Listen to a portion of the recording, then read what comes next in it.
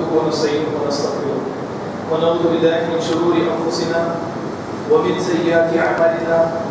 من يهده الله فلا مضل له ومن يضلل فلا هادي له وأشهد أن لا إله إلا الله وحده لا شريك له وأشهد أن محمدا عبده ورسوله أرسله بالحق بشيرا ونذيرا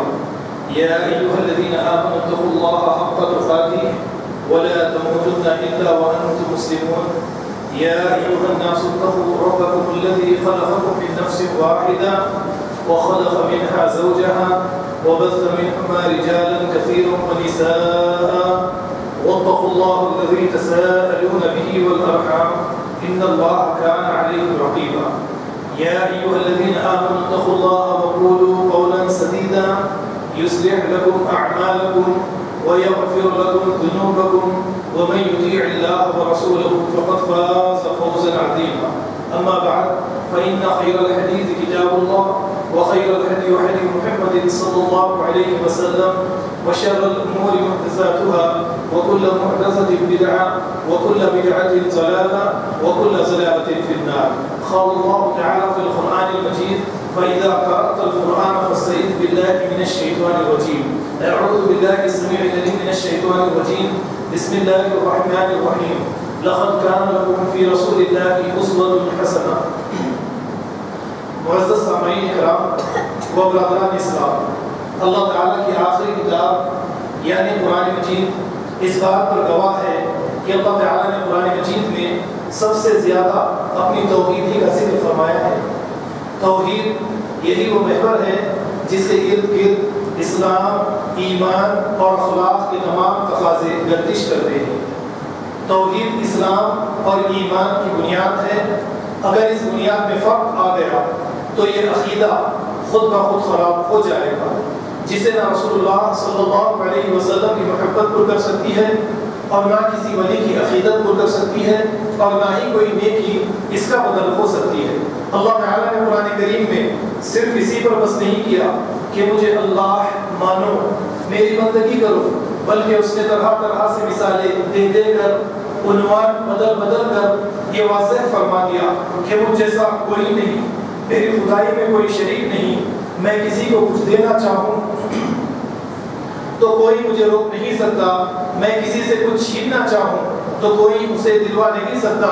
میں حاجت روا ہوں، مشکل کشا ہوں، پالن ہار ہوں، غیب کا جاننے والا ہوں۔ غرض یہ کہ تمام کائنات میں صرف اور صرف میری حکومت ہے، اس میں میرا کوئی شریک اور کوئی دخیل نہیں۔ برادران اسلام، پچھلے خطبہ جمعہ کے موقع پر میں نے آپ حضرات کے سامنے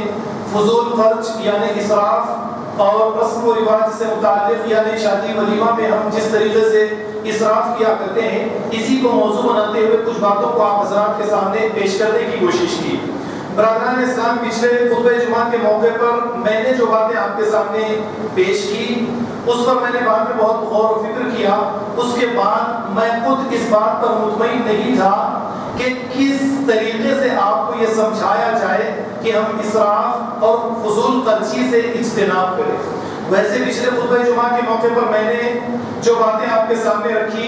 اور یہ بتانے کی کوشش کی کہ اگر ہم سادگی کے ساتھ سنت جو طریقہ آپ کو دیتا ہے اس کے مطابق اگر ہم نکاح کریں گے تو اس کی کیا کیا برکتیں ہیں، اور اسی کے ساتھ ساتھ اگر ہم رسم و رواج میں پڑھتے ہوئے فضول خرچ اسراف پہ پڑھتے ہوئے یعنی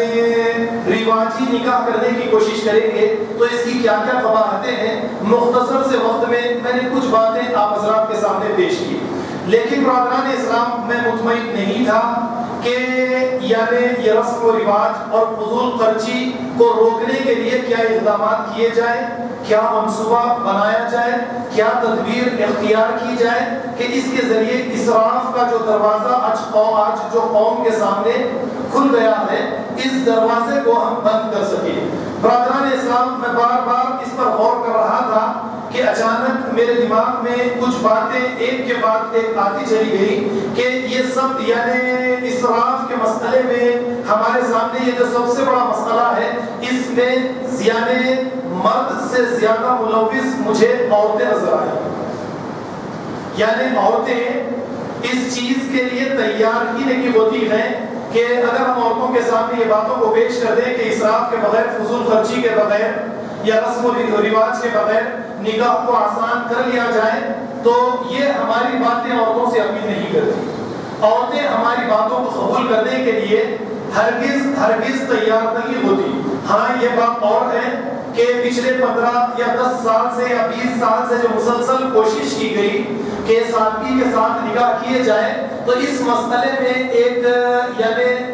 جو تبدیلی امت کے اندر، قوم کے اندر، شہر حیدرآباد میں آئی ہے، وہ صرف یہ ہے کہ نکاح جو ہے وہ ٹھیک عصر کی نماز کے بعد میں کسی مسجد کے اندر کر لیا جاتا ہے۔ بس یہی ایک تبدیلی اجتماعات کے بعد، خطبہ جمعہ کے بعد میں نظر آئی۔ اس کے علاوہ کوئی اور تبدیلی قوم کے اندر آج تک نظر نہیں آئی۔ تو چلیے برادران اسلام، اس مسئلے کو سمجھنے کے لیے اور اس بڑے مسئلے کو حل کرنے کے لیے ہمیں کیا تدبیر اختیار کرنی چاہیے، ہمیں کس طریقے سے منصوبہ بنانا چاہیے، اور اس تدبیر کے بعد میں کتنے سال کا ہمارے سامنے ہدف رکھنا چاہیے تاکہ ہم اس منصوبے کے اندر کامیاب ہو سکے، یہی باتوں کو آپ کے سامنے پیش کروں گا۔ برادران اسلام، میں نے خطبہ مسنونہ کے بعد میں سورہ احزاب کی آیت نمبر 21 کی تلاوت کی ہے۔ اس آیت کا ترجمہ آپ کے سامنے دوران خطبہ آپ کے سامنے پیش کرنے کی کوشش کروں گا، لیکن اب اس موقع پر یعنی خطبہ آغاز کے موقع پر آپ کے سامنے سورہ بنی اسرائیل کی آیت نمبر 84 یعنی 84 کو پیش کروں گا، اور اسی کے ذریعے اپنے خطبے یعنی اس خطبے کو سمجھانے کی کوشش کروں گا۔ اللہ رب العالمین کا فرمان سورہ بنی اسرائیل آیت نمبر 84 میں ہے، کل یعمل علی شاکلتی فربکم اعلم بمن هو اہدی سبیلا۔ اے نبی صلی اللہ علیہ وسلم، آپ کہہ دیجئے، نبی سے یہ کہلوایا جا رہا ہے کہ ہر کوئی جو اس دنیا کے اندر عمل کرتا ہے تو اس کے فکری مزاج کے مطابق وہ اعمال کرتا ہے۔ تو برادران اسلام، اب آپ اس آیت کو اپنے سامنے رکھے، اس کے بعد میں یہ دیکھیے کہ جس کسی قوم کے پاس اس کا شاکلہ ضلالت یعنی اس کی فکر جو ہے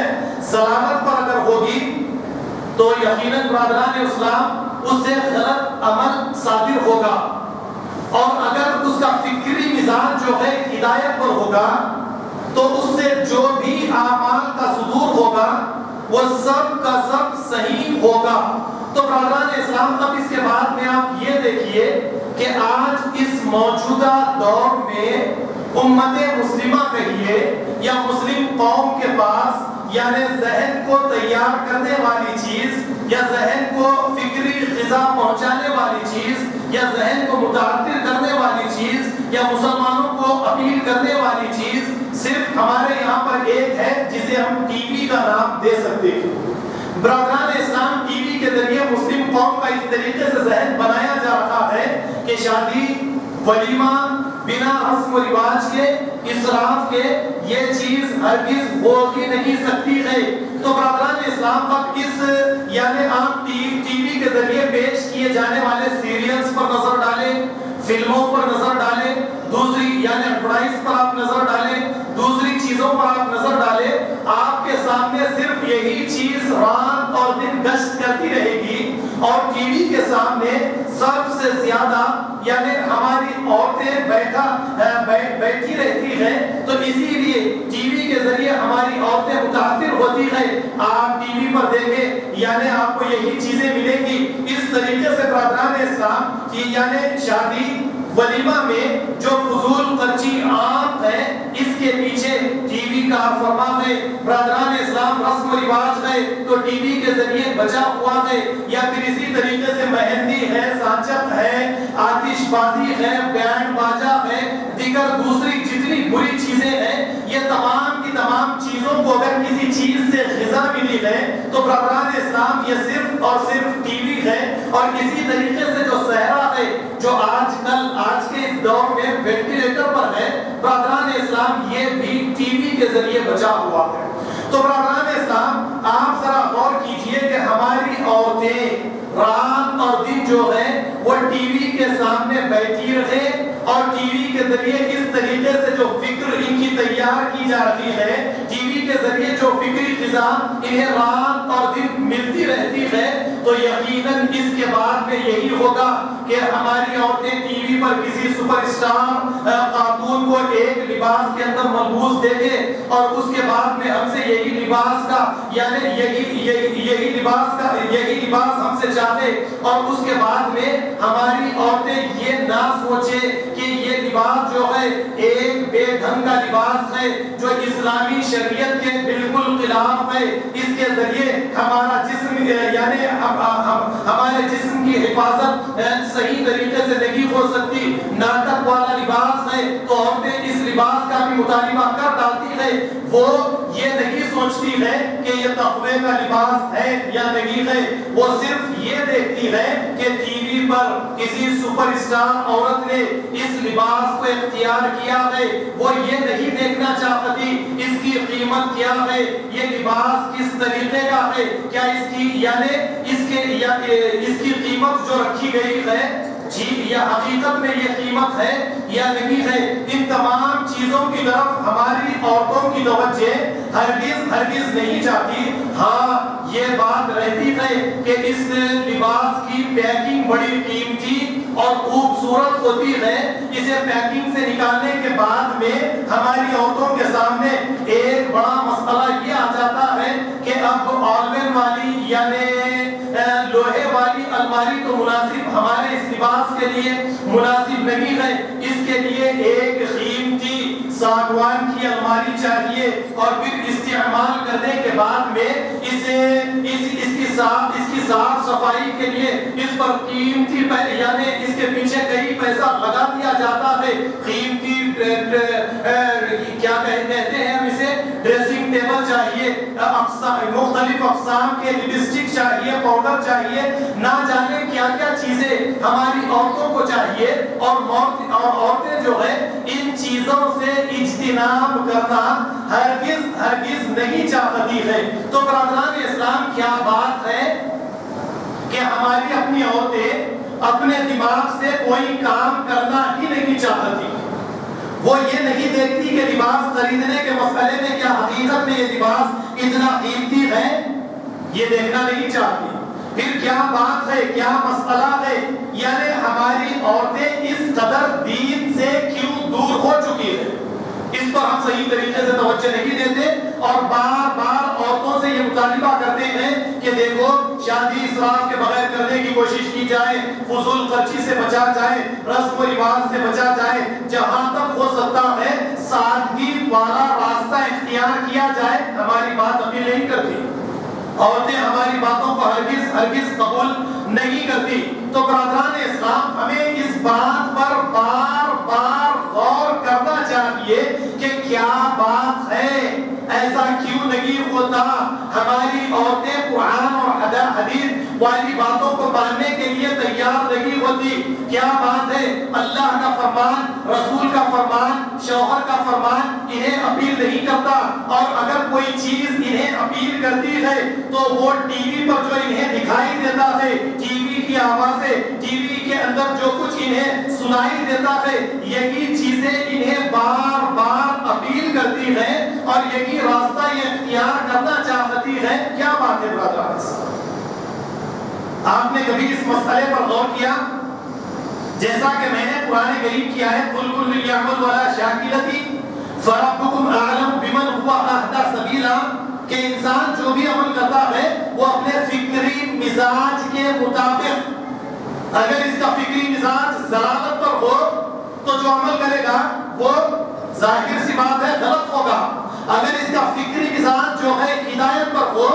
تو انسان جو بھی عمل کرے گا وہ یقیناً صحیح عمل اس سے صادر ہوگا۔ تو برادران اسلام رات اور دن ہماری عورتوں کی فکری مزاج ٹی وی کے مطابق اس طرح سے بنا دی جائے، اور اس کے بعد میں ہم عورتوں کے بارے میں یہ خیال کریں کہ یہ قرآن کریم کو مان لیں گی، یہ نبی کریم صلی اللہ علیہ وسلم کا فرمان ماننے کے لیے تیار ہو جائیں گی۔ یقیناً برادران اسلام یہ باتیں آج کے اس دور میں چلنے والی نہیں ہے۔ اب اس مسئلے کی اصلاح کے لیے، تصحیح کے لیے ہمارے سامنے جو راستہ ہمارے سامنے آئے گا وہ یہ کہ امت مسلمہ صلی اللہ علیہ وسلم کو آج اس دنیا کے اندر ایک جرات مندانہ اجتہاد کرنے کی ضرورت ہے اس مسئلے میں۔ برادران اسلام آپ ذرا غور کیجئے کہ یہی باتیں جب مردوں کے سامنے بیان کی جاتی ہے کہ دیکھو شادی کا مسئلہ ہے تو اسراف کے بغیر کر لیا جائے، مرد تیار ہو جاتے ہیں۔ مردوں سے یہ کہا جائے کہ رسم و رواج سے پرہیز کیا جائے، مرد تیار ہو جاتے ہیں۔ تو برادران اسلام میں نے اس کا مطالعہ کیا، تحقیق کی، غور و فکر اس مسئلے پر کیا، تو میرے سامنے جو باتیں کھل کر آئی وہ یہ کہ مردوں کے اندر دینی اجتماعات، خطبہ جمعہ، مساجد، یہی وہ چیزیں ہیں جن کے ذریعے مردوں کو ان مساجد کے ذریعے فکری غذا ملتی ہے۔ وہ دین کے بارے میں کچھ معلومات اپنے پاس رکھتے ہیں۔ یہی وجہ ہے کہ جب مردوں سے یہ کہا جاتا ہے کہ اسراف، فضول خرچی کے بارے میں قرآن کہتا ہے وَلَا تُبَذِّرْ تَبْذِيرًا وَآتِ ذَا الْقُرْبَى حَقَّهُ وَالْمِسْكِينَ وَابْنَ السَّبِيلِ وَلَا تُبَذِّرْ تَبْذِيرًا، کہ دیکھو حقداروں کو ان کا حق ادا کرو۔ اب حقدار کی فہرست بھی اس آیت میں بیان کر دی گئی، لیکن آخر میں کہا گیا وَلَا تُبَذِّرْ تَبْذِيرًا، فضول خرچ، اسراف ہرگز تم مت کرو۔ اور پھر آگے فرمایا اِنَّ الْمُبَذِّرِينَ كَانُوا إِخْوَانَ الشَّيَاطِينِ، کہ فضول خرچ کرنے والے شیطان کے بھائی ہیں۔ یہ سورہ بنی اسرائیل کی آیت نمبر 27 ہے۔ برادران اسلام آپ ذرا غور کیجئے کہ مرد جو ہے وہ تیار ہو جاتے ہیں، لیکن عورتیں جب کبھی ان کے سامنے یہ باتیں رکھی جائیں عورتیں تیار نہیں ہوتی، عورتیں ہماری باتوں کو ماننے کے لیے تیار نہیں ہوتی۔ کیا بات ہے؟ تو برادران اسلام یہ مسئلہ یہ ہے کہ عورتوں کے سامنے کبھی ہم نے یہ باتیں رکھی ہی نہیں ہے۔ اسی لیے میں نے یہ بات آپ کے سامنے کہی کہ آج کے اس دور میں ہمیں ایک جرات مندانہ اجتہاد کرنے کی بے حد ضرورت ہے۔ اب برادران اسلام اس مسئلے کو سامنے رکھتے ہوئے ایک اہم بات کو میں آپ کے سامنے پیش کر سکتا ہوں۔ ٹی وی کو میں نے بطور دلیل آپ کے سامنے پیش کیا ہے۔ برادران اسلام اب اس طریقے سے میں آپ کے سامنے اس بات کو بھی پیش کر سکتا ہوں کہ موجودہ دور میں ہمارے لیے یہ ضروری ہے کہ ٹی وی کے ذریعے اسلامی سیریلز اسٹارٹ کیے جائیں۔ اسلامی سیریلز کے ذریعے یہ بتایا جائے کہ سادگی کے ساتھ نکاح کرنے میں کیا کیا برکتیں ہیں، اور اسی طریقے سے اسراف کے ساتھ نکاح تقاریب اگر ہم کریں گے تو اس کے ذریعے کیا کیا نقصانات ہیں، اور ٹی وی مرد و عورتوں کو صحیح طریقے سے اپیل کر سکتا ہے۔ لیکن برادران اسلام میں اس مسئلے کو آپ کے سامنے چھیڑنے کے بعد میں یہ جانتا ہوں کہ میری مخالفت میں کئی آوازیں مسجد کے میناروں سے شروع ہو جائیں گی، اور آپ کے سامنے آج سے 1450 سال پرانے فتاوے، 1000 سال پرانے فتاوے یا فقہی مسائل آپ کے سامنے بیان کر دیے جائیں گے، رکھ دیے جائیں گے، اور پھر اس کے کچھ ہی مہینوں کے بعد میں خارج اسلام کا فتویٰ نکلے گا۔ تو برادران اسلام جب تک میں آپ حضرات کو فکری طور پر اس مسئلے کے لیے تیار نہیں کر لوں گا، میں آپ کی توجہ ٹی وی کی طرف ہرگز نہیں لے جاؤں گا۔ لیکن برادران اسلام ایک اور مسئلہ، ایک آسان حل، ایک بہترین تدبیر، ایک بہترین منصوبہ جس کے ذریعے اس بڑے مسئلے کا حل، اور ایک اللہ کی قیمتی مال جو قیمتی چیز اللہ نے ہم کو بطور امانت دی ہے، اس کو کس بہترین انداز میں ہم استعمال کر سکتے ہیں، اس کے لیے اس کو سمجھانے کے لیے پہلے تو میں ہماری اپنی بستی بارڈس کی طرف آپ کو لے کر آؤں گا۔ ہماری آبادی ووٹوں کے اعتبار سے 40,000 ہے نا؟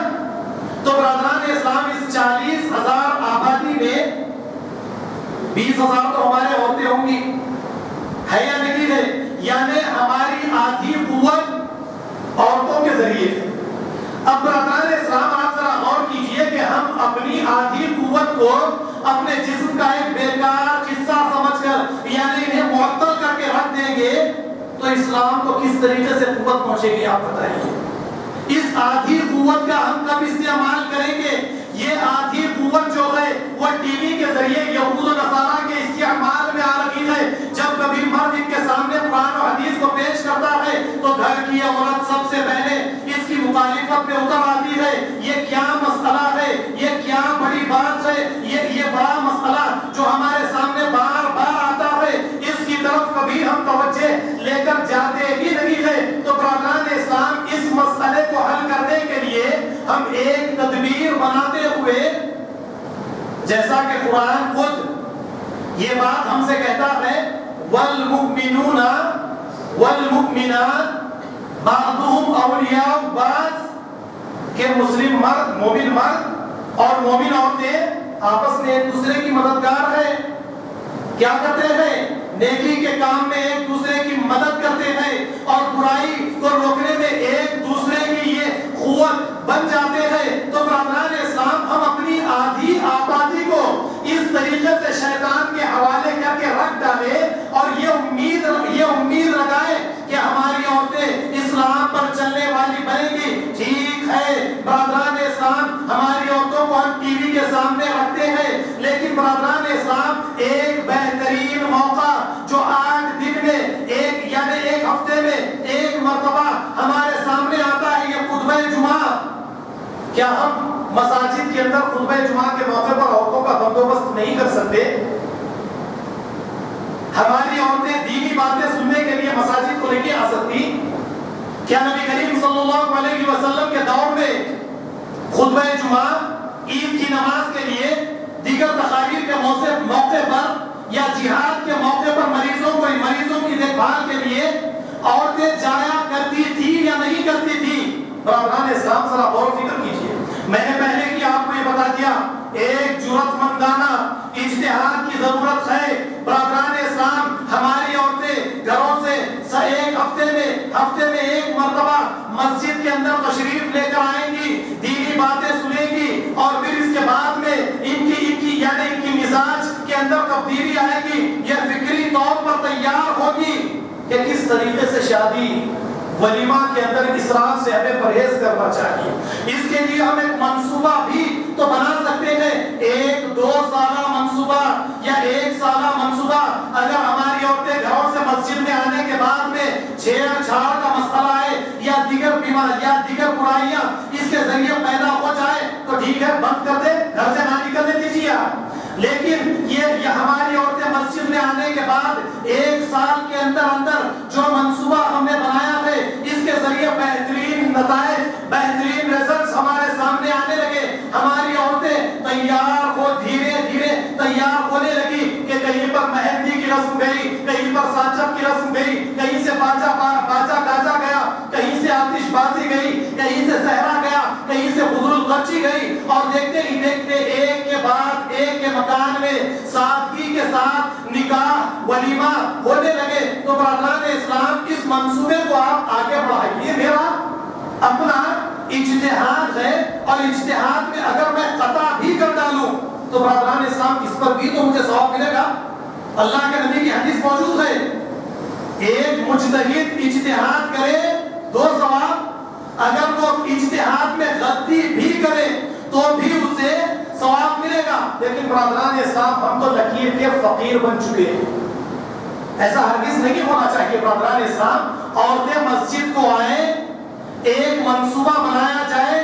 1 سال کے لیے 2 سال کے لیے اسراف پر تقریریں کی جائے۔ کیوں؟ عورتیں ہماری مسجد میں موجود ہیں، اس طریقے سے فکری طور پر انہیں تیار کیا جائے اور پھر برادران اسلام اس منصوبے کے کیا نتائج ہے، اس پر غور و فکر کیا، ہر سال اس پر غور و فکر کیا جائے۔ کیا ہم یہ کر سکتے ہیں یا نہیں کر سکتے؟ اگر کوئی مجھ سے یہ سوال کرے کہ اگر عورتیں مسجد کو آ جائے تو فتنہ اور فساد ہوگا، برادران اسلام، کیا اللہ کے نبی صلی اللہ علیہ وسلم کی حدیث موجود نہیں ہے؟ کیا اللہ کے نبی نے نہیں فرمایا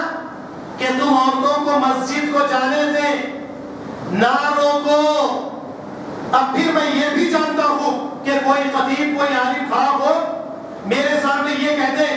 عمر نے عورتوں کو مسجد کو جانے سے نہیں روکا؟ برادران اسلام پھر میں اس کو یہ جواب دے سکتا ہوں کہ حضرت عمر بن خطاب نے، امیر المؤمنین نے اپنی خلافت میں یقیناً عورتوں کو مسجد کو جانے سے روکا، لیکن آپ کی خود بیوی نے آپ کی مخالفت کی، رات اور دن یہ مسجد کو جایا کرتی تھی۔ لوگ حضرت عمر کے پاس آ کر کہنے لگے، اے امیر المؤمنین کیا بات ہے، آپ ہمیں روکتے ہیں کہ ہماری عورتیں مسجد کو نہ جایا کریں، لیکن اے امیر المؤمنین آپ کی بیوی خود رات اور دن مسجد کو جاتی ہے۔ حضرت عمر کا جواب کیا ہے برادران اسلام؟ آپ جانتے ہیں اللہ کے نبی صلی اللہ علیہ وسلم کا فرمان موجود ہے، اور اگر میری بیوی مسجد کو جاتی ہے تو میں کیسے اپنی بیوی کو نبی کے فرمان کی مخالفت کرتے ہوئے میں کیسے اپنی بیوی کو روک سکتا ہوں؟ ذرا برادران اسلام اس فرمان پر، اس واقعے پر آپ ذرا غور کیجئے کہ آپ کی بیوی امیر المؤمنین حضرت عمر بن خطاب کی بیوی جو ہے وہ آپ کی بات کو ماننے کے لیے تیار نہیں ہے، تو برادران اسلام کیا یہ راستہ ہم مسلمان اتنی برائیاں دیکھنے کے بعد میں امت کے اندر، ہماری قوم کے اندر، اولڈ سٹی کے اندر، میں نے پرسوں دیکھا ایک بڑا گجرا ہے جسے کرین کے ذریعے اس گجرے کو لایا گیا دلہے کو پہنانے کے لیے، اتنا بڑا گجرا، اور ڈرون جو یعنی جو چھوٹا سا ہیلی کاپٹر ہے اس کے اوپر کیمرہ لگا ہے، پورے شادی خانے فنکشن ہال کے اندر یہ ڈرون جو ہے گشت کر رہا ہے۔ اس کا کرایہ 50,000 یا 30,000 روپے ہے نا۔ برادران اسلام ہم مسلمان اسراف کے مسئلے میں کہاں سے نکل کر کہاں تک پہنچ چکے، مسلمان یہ جاننا ہی نہیں چاہتے۔ پچھلے خطبہ جمعہ کے موقع پر جو حدیث پیش کی، اس حدیث کے بارے میں ذرا ہم اگر غور و فکر کرتے، لا تزول قدم ابن آدم حتی یسأل عن خمس، اللہ کے نبی نے کیا فرمایا؟ کسی آدم کے بیٹے کے قدم جو ہے وہ اللہ کے سامنے سے اس وقت تک نہیں ہٹ سکتے جب تک کہ اس سے 5 چیزوں کے بارے میں سوال نہ کر لیا جائے۔ مال کے بارے میں، کہاں سے کمایا اور کس جگہ پر اس مال کو تم نے خرچ کیا۔ برادران اسلام ہماری عورتیں کیا کریں؟ ٹی وی پر فیشن شو کو دیکھیں اور پھر کسی شادی خانے میں جا کر، فنکشن ہال میں جا کر فیشن شو میں حصہ لے لیں، جو ہوتا ہوا دیکھیں وہی راستہ اختیار کر لیں، اور فکری طور پر کوئی غذا ہمیں پہنچانے کی کوشش نہ کریں، اور بار بار یہ مطالبہ کریں کہ عورتیں سدھرنے کا نام ہی نہیں لیتی۔ تو برادران اسلام اس میں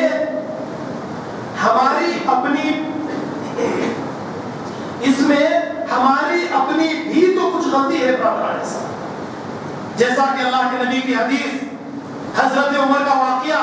میں نے آپ کے سامنے پیش کیا، اب آپ یہ دیکھیے کہ نبی کریم صلی اللہ علیہ وسلم کے دور میں آپ کی سوسائٹی سے جس طریقے سے مرد اللہ کی راہ میں مال قربان کرنے کے لیے تیار ہو جاتے، جس طریقے سے فرمان رسول، اللہ کا فرمان سننے کے لیے مرد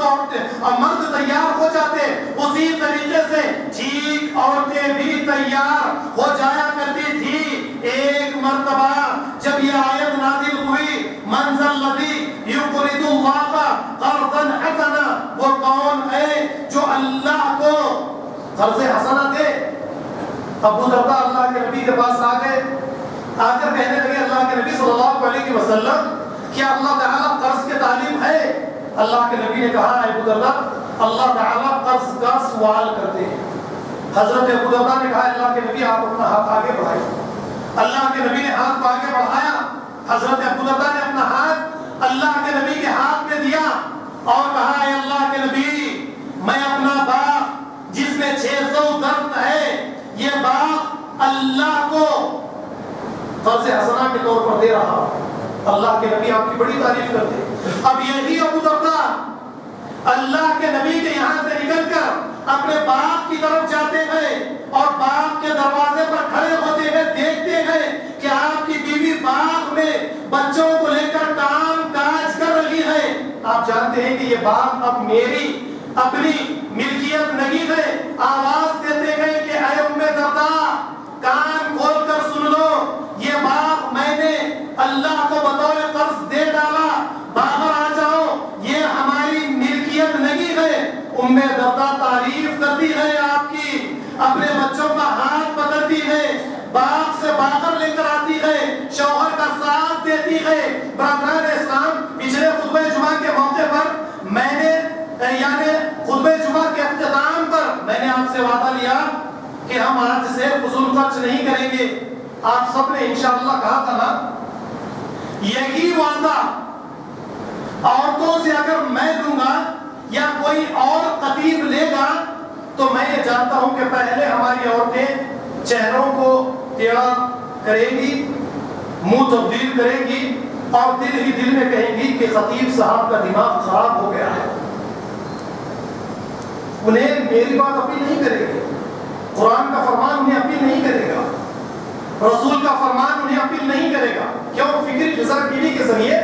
شادی میں دیکھا، قیمتی شادی، بس یہی ذہن بن گیا۔ تو برادران اسلام، ہماری عورتوں کی اس میں کیا غلطی ہے؟ اس غلطی میں ہم خود بھی اتنے ہی شریک ہیں۔ آج جس مسئلے میں آج جو عورتوں میں بے پردگی کے مسئلے میں لیجئے یا لباس کے مسئلے میں لیجئے، شرم و حیا کے مسئلے میں جو آگ عورتوں میں لگی ہے، کیا وہ آگ مردوں میں، ہمارے نوجوانوں میں لگی ہے؟ آپ نوجوانوں کے لباس شادی کے موقع پر یا گھروں میں دیکھیے، لیکن ہم صرف آواز دیتے ہیں تو عورتوں کو، مردوں کو، نوجوان لڑکوں کو نظر انداز کر ڈالتے ہیں۔ برادران اسلام، دونوں اعتبار سے اصلاح کا مسئلہ ہمارے سامنے ہے۔ تو برادران اسلام، عورتیں اپنے اپنے چہروں کو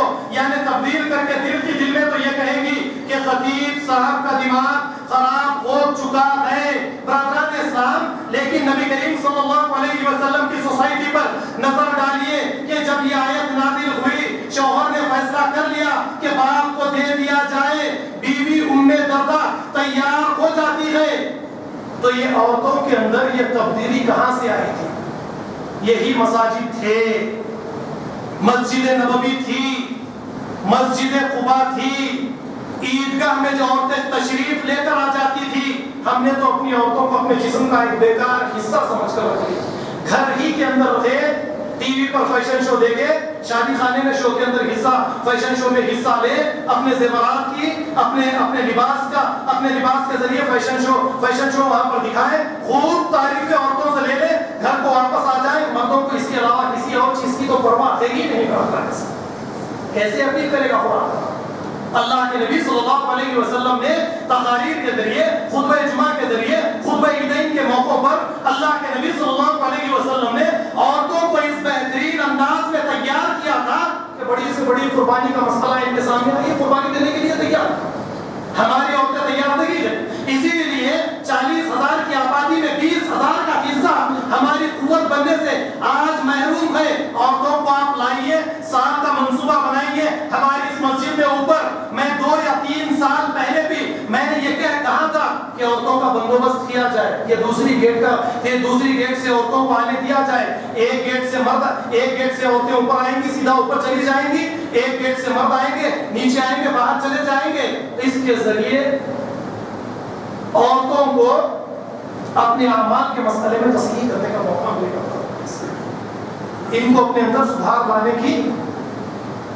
یہ میری اپنی کوشش ہے۔ آپ کو اچھا لگا تو قبول کیجئے، نہیں لگا تو رد کر دیجئے۔ چاروں ائمہ، دوسرے ائمہ کے یہی اقوال ہے، میری بات قرآن حدیث کے مطابق لے لیجئے، قرآن حدیث کے خلاف ہے دیوار پر مار دیجئے، میرا مشورہ ہے۔ اور پھر اس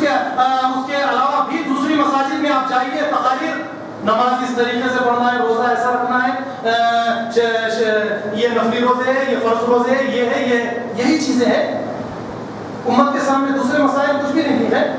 یہی باتیں عورتوں کو بھی ایسی ہی مساجد کے اندر بھیجیں گے، وہی 800 سال پرانے خطیب صاحب وہی 800 سال پرانی کتاب لے کر آئے، آپ کے سامنے تلاوت کر دیے چلے گئے،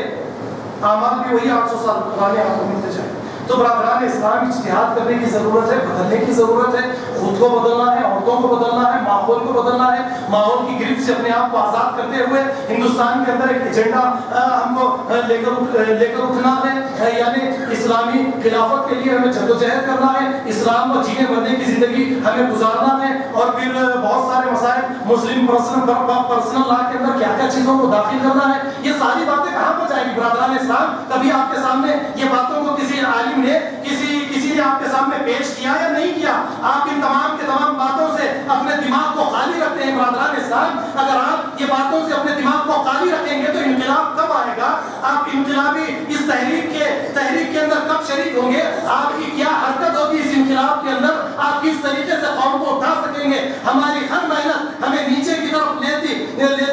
لے کر جاتی رہے گی. ہم یہی سوچیں گے کہ نمازیں، روزے، زکات، حج، یہ چیزیں ہمیں کل قیامت کے دن بچانے والی. برادران اسلام جو قوم اس دنیا کے اندر کامیاب ہو کر دکھائے گی وہی کل قیامت کے دن اللہ کے پاس کامیاب ہوگی. جو دنیا کے اندر کامیاب نہیں وہ قیامت کے اندر بھی کامیاب نہیں ہو سکتی. بس یہی باتیں میں آپ کے سامنے رکھنا چاہتا تھا. کچھ بری لگی تو پھر معافی چاہتا ہوں، اچھی لگی تو قبول کیجئے. ایک دو جمعوں کے بعد میں مسجد میں عورتوں کو لانے کی کوشش کیجئے، اس کا صحیح طریقے سے بندوبست کیجئے. جو عورتیں ہمارے گھر کے سامنے، ہو سکتا ہے ابھی بھی ٹی وی تو کھلا ہو، شیطان کو ہر ایک کے ساتھ لگا ہوا، چاہے مت رہے ہو، خطبے میں نہیں آئیں گی تو دوسرا دروازہ ان کے سامنے ٹی وی کا کھلا ہے. اب ٹی وی میں آپ تو یہ نہیں کہہ سکتے کہ ہم میری بیوی، میرے گھر، میرے بچے صرف بیانات دیکھیں گے. شیطان تو میرے دماغ میں بھی آگے کہے گا ذرا کچھ اور دیکھ لو، ذرا کچھ اور دیکھو. یہ تو لگا ہے. اسی لیے کم سے کم جمعے کے خطبے میں تو عورتوں کو لانے کی کوشش کی. میں یہیں پر اپنی باتوں کو ختم کرتے ہوئے اللہ رب العالمین سے دعا کرتا ہوں کہ جو کچھ بھی کہا گیا ہے اللہ تعالیٰ ہمیں سے سمجھنے والا، دوسروں کو سمجھانے والا بنائے. وآخر دعوانا الحمدللہ رب العالمین.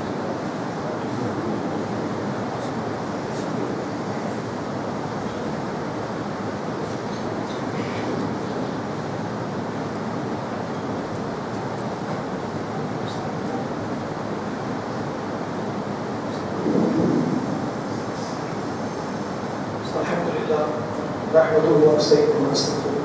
ونعوذ بالله من شرور انفسنا ومن سيئات اعمالنا من يهده الله فلا مضل له ومن يضلل فلا هادي له واشهد ان لا اله الا الله وحده لا شريك له واشهد ان محمدا عبده ورسوله ارسله بالحق بشيرا ونذيرا ان الله وملائكته يصلون على النبي يا ايها الذين امنوا صلوا عليه وسلموا تسليما. اللهم صل على محمد وعلى ال محمد كما صليت على ابراهيم وعلى ال ابراهيم انك حميد مجيد. وبارك على محمد وعلى ال محمد كما باركت على ابراهيم وعلى ال ابراهيم انك حميد مجيد. عباد الله واتقوا الله ان الله يأمر بالعدل والاحسان وايتاء ذي القربى وينهى عن الفحشاء والمنكر والبغي لعلكم تذكرون. اذكروا الله يذكركم وادعوه يستجب لكم ولذكر الله تعالى اكبر.